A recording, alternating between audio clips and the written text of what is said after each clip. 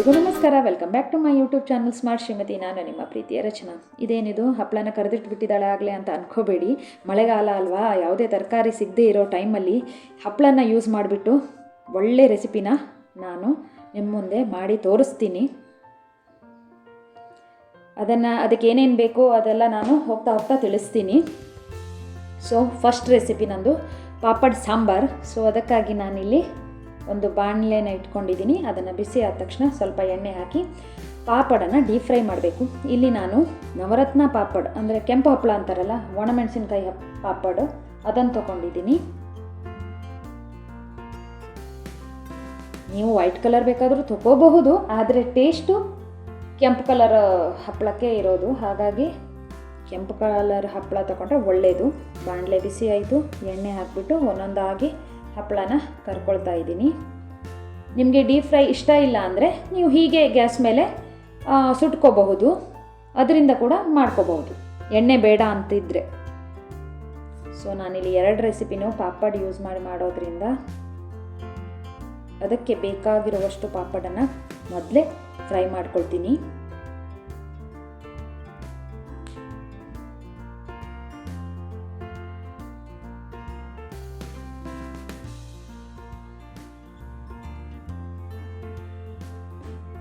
So ಇಲ್ಲಿ ನಾನು ಒಂದು 10ರಿಂದ 15 ಪಾಪಡ್ ತೊಗೊಂಡಿರಬಹುದು, ನಾನು ಲೆಕ್ಕ ಮಾಡಿಲ್ಲ.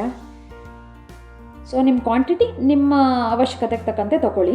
ಮೊದಲಿಗೆ ನಾನು ಸಾಂಬಾರು ಮಾಡ್ತಾಯಿದ್ದೀನಿ. ಅದಕ್ಕಾಗಿ ಮೆಂತೆ, ಕಾಳುಮೆಣಸು, ಜೀರಿಗೆ, ಕೊತ್ತಂಬರಿ ಬೀಜನ ತೊಗೊಂಡಿದ್ದೀನಿ. ಇಲ್ಲಿ ನಾನು ಸ್ವಲ್ಪ ಎಣ್ಣೆಯಲ್ಲಿ ಮೊದಲಿಗೆ ಮೆಂತೆ ಕಾಳನ್ನು ಹಾಕ್ಕೊಳ್ತಾ ಇದ್ದೀನಿ. ಸಣ್ಣ ಉರಿಯಲ್ಲಿ ಇವೆಲ್ಲವನ್ನು ಹುರ್ಕೋಬೇಕು. ಈ ಸಾಂಬಾರಿಗೆ ಮೆಂತೆಕಾಳು ಹಾಕೋದ್ರಿಂದ ಟೇಸ್ಟು ಇನ್ನೂ ಚೆನ್ನಾಗಿ ಬರುತ್ತೆ.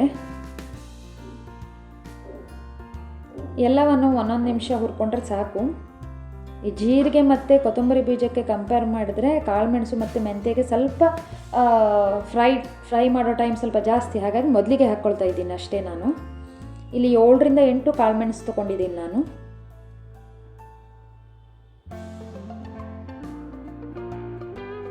ಈಗ ಜೀರಿಗೆ ಮತ್ತು ಕೊತ್ತಂಬರಿ ಬೀಜನ ಒಂದೇ ಸಲ ಹಾಕ್ತಾ ಇದ್ದೀನಿ.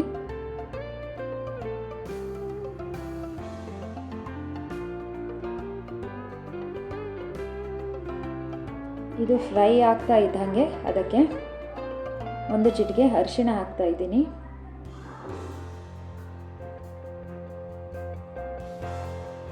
ಹಾಗೆ ಇಲ್ಲಿ ನಾನು 2 ಟೀ ಸ್ಪೂನ್ ಬ್ಯಾಡಗಿ ಮೆಣಸಿನ ಪುಡಿನ ಹಾಕ್ಕೊಳ್ತಾ ಇದ್ದೀನಿ. ನೀವು ಬೇಕಾದರೆ ಒಣಮೆಣಸಿದ್ರೆ ನಿಮಗೆ ಟೇಸ್ಟಿಗೆ ತಕ್ಕಾಗೆ 3ರಿಂದ 4 ಅಥವಾ 5, 6 ಆ ಥರ ನಿಮ್ಮ ಖಾರಕ್ಕೆ ಎಷ್ಟು ಬೇಕೋ ಅಷ್ಟು ಹಾಕಿಬಿಟ್ಟು ಹುರ್ಕೋಬಹುದು. ಎಣ್ಣೆಯಲ್ಲಿ ಈ ಮೆಣಸಿನ ಪುಡಿ ಚೆನ್ನಾಗಿ ಫ್ರೈ ಆಗಬೇಕು, ಆವಾಗಲೇ ಘಮ ತುಂಬ ಚೆನ್ನಾಗಿ ಬರುತ್ತೆ. ಕಾಯಿ ತುರಿನೂ ಅಷ್ಟೇ, ನೀವು ಹೀಗೆ ಕೂಡ ಗ್ರೈಂಡ್ ಮಾಡ್ಕೋಬಹುದು, ಹುರಿಬೇಕಂತಿಲ್ಲ. ಬಟ್ ಈ ಸ್ಪೆಷಲ್ ರೆಸಿಪಿಗೆ ಹುರ್ಕೊಂಡ್ರೆ ಚೆನ್ನಾಗಿರುತ್ತೆ ಕಾಯಿ ತುರಿ.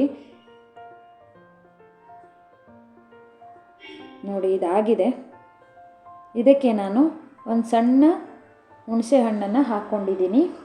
ಹಾಗೆ ಇದನ್ನು ಈಗ ಫೈನ್ ಪೇಸ್ಟ್ ಆಗುವಾಗೆ ಗ್ರೈಂಡ್ ಮಾಡ್ಕೊಳ್ತೀನಿ.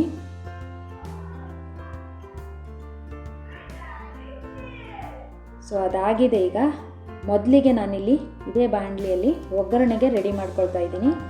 ಮೊದಲಿಗೆ ಎಣ್ಣೆ ಹಾಕ್ಕೊಂಡಿದ್ದೀನಿ. ಎಣ್ಣೆ ಬಿಸಿ ಆದ ತಕ್ಷಣ ಒಂದು 1/4 ಟೀ ಸ್ಪೂನ್ ಸಾಸಿವೆನ ಹಾಕ್ಕೊಂಡಿದ್ದೀನಿ. ಸಾಸಿವೆ ಸಿಡಿದ ತಕ್ಷಣ ಸ್ವಲ್ಪ ಹಿಂಗ್ ಪುಡಿನ ಹಾಕ್ಕೊಂಡಿದ್ದೀನಿ.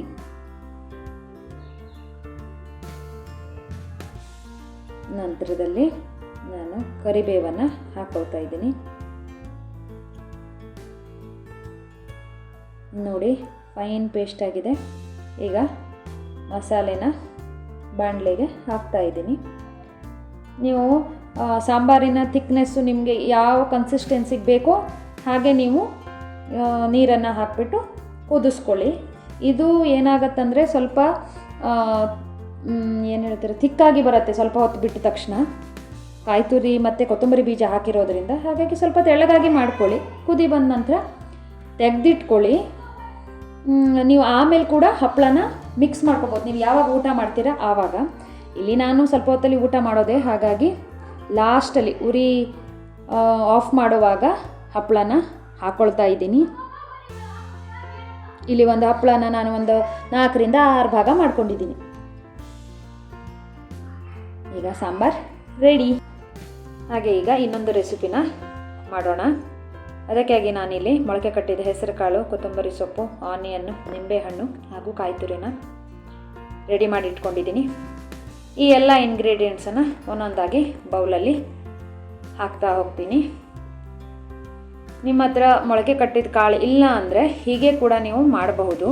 ಇಲ್ಲ ಟೊಮೆಟೊ, ಕ್ಯಾರೆಟ್ ಅದನ್ನು ಯೂಸ್ ಮಾಡಿಕೊಡು ಕೂಡ ಈ ಸಲಾಡನ್ನು ಮಾಡ್ಕೋಬಹುದು. ಇಲ್ಲಿ ಸ್ವಲ್ಪ ಉಪ್ಪನ್ನು ಹಾಕ್ಕೊಳ್ತಾ ಇದ್ದೀನಿ. ನಂತರದಲ್ಲಿ ಹಿಂಗು ಪುಡಿ, ಟೇಸ್ಟಿಗೋಸ್ಕರ ಬ್ಲ್ಯಾಕ್ ಸಾಲ್ಟನ್ನು ಹಾಕ್ತಾ ಇದ್ದೀನಿ. ಕೊನೆಯಲ್ಲಿ ನಿಂಬೆಹಣ್ಣನ್ನು ಹಿಂಡ್ತಾ ಇದ್ದೀನಿ. ಇದನ್ನು ಚೆನ್ನಾಗಿ ಮಿಕ್ಸ್ ಮಾಡ್ಕೋಬೇಕು. ಅಂದರೆ ಮೊಳಕೆ ಕಾಳು, ಈರುಳ್ಳಿ ಹಾಗೂ ಕಾಯಿ ತುರಿಗೆಲ್ಲ ಈ ಉಪ್ಪು ತಾಗಬೇಕು. ಚೆನ್ನಾಗಿ ಮಿಕ್ಸ್ ಮಾಡ್ಕೊಳ್ಳಿ ಮೊದಲೇ. ಇದು ನೀರು ಬಿಟ್ಕೊಳ್ಳುತ್ತೆ. ಹಾಗಾಗಿ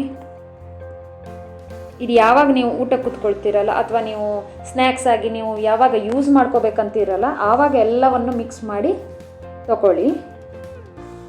ಇದಕ್ಕೆ ನೀವು ಹಸಿಮೆಣಸಿನ್ಕಾಯಿ ಕೂಡ ಹಾಕೋಬಹುದು. ನಾನು ಹಾಕ್ಕೊಂಡಿಲ್ಲ ಇಲ್ಲಿ.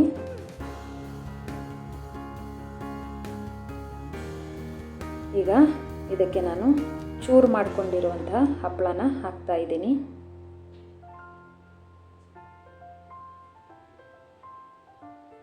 ಇದು ತುಂಬ ಮಿಕ್ಸ್ ಮಾಡೋ ಅವಶ್ಯಕತೆ ಇಲ್ಲ. ಈ ರೀತಿ ಒಂದು ಸ್ವಲ್ಪ, ಯಾಕಂದರೆ ಹಪ್ಪಳ ಬೇಗ ಮೆತ್ತಗಾಗಿಬಿಡುತ್ತೆ. ನೀವು ಯಾವಾಗ ಇದನ್ನು ತಿನ್ನಬೇಕನ್ನಿಸ್ತದೆಯೋ ಆವಾಗ ಹಪ್ಪಳ ಮಿಕ್ಸ್ ಮಾಡಿ ತಿನ್ನಿ. ನೀವು ಸ್ಪ್ರೌಟ್ ಬದಲಿಗೆ ಚಣಾ ದಾಲ್ ಅಥವಾ ಮೂಂಗ್ ದಾಲ್ ಹೇಳ್ತಾರಲ್ಲ ಅದನ್ನು ನೆನೆಸಿ ಕೂಡ ಮಿಕ್ಸ್ ಮಾಡ್ಕೋಬಹುದು. ಅದು ಕೂಡ ಒಳ್ಳೆ ಸ್ನ್ಯಾಕ್ಸ್ ಆಗತ್ತೆ. ಸಲಾಡ್ ರೆಡಿಯಾಗಿದೆ. 2 ಥರದ ರೆಸಿಪಿನ ನಿಮ್ಮ ಜೊತೆ ಶೇರ್ ಮಾಡ್ಕೊಂಡಿದ್ದೀನಿ. 2 ರೆಸಿಪಿ ನಿಮಗೆ ಇಷ್ಟ ಆಗಿದೆ ಅಂತ ಅಂದ್ಕೊಳ್ತೀನಿ. ನನ್ನ ವಿಡಿಯೋ ಇಷ್ಟ ಆದಲ್ಲಿ ನನ್ನ ವಿಡಿಯೋಗೊಂದು ಲೈಕ್ ಕೊಡಿ, ನನ್ನ ಚಾನಲನ್ನು ಸಬ್ಸ್ಕ್ರೈಬ್ ಮಾಡಿ, ನಿಮ್ಮ ಅನಿಸಿಕೆಗಳನ್ನು ಕಾಮೆಂಟ್ ಮೂಲಕ ನನಗೆ ತಿಳಿಸಿ. ಹಾಗೂ ನೆಕ್ಸ್ಟ್ ವಿಡಿಯೋದೊಂದಿಗೆ ನಿಮ್ಮ ಜೊತೆ ನಾನು ಮತ್ತೆ ಮಾತಾಡ್ತೀನಿ ಅಂತ ಹೇಳ್ತಾ ನನ್ನ ವಿಡಿಯೋನ ಇಲ್ಲಿಗೆ ಮುಗಿಸ್ತೀನಿ. ಟೇಕ್ ಕೇರ್, ಬಾಯ್.